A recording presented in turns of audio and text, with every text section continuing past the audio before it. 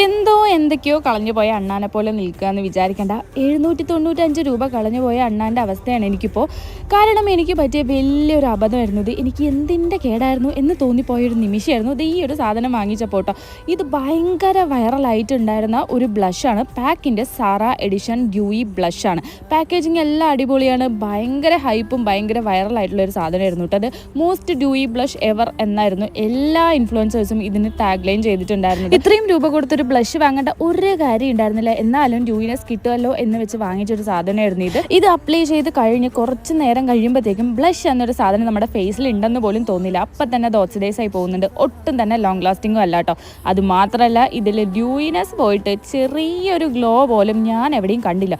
ഈ ഒരു ക്യാഷ് ഉണ്ടായിരുന്നെങ്കിൽ 500 റുപ്പീസിൽ താഴെ അടിപൊളി ഡ്യൂയി ആയിട്ടുള്ള ഇഷ്ടംപോലെ ബ്ലഷ് ഉണ്ട്. പക്ഷേ ഇതെൻ്റെ മാത്രം ഐഡിയ ആയിപ്പോയി. അതുകൊണ്ട് ഞാൻ ഒന്നും മിണ്ടുന്നില്ല. അപ്പോൾ ഇന്നത്തെ വീഡിയോ ഇത്രയൊക്കെയുള്ളൂ. ബൈ.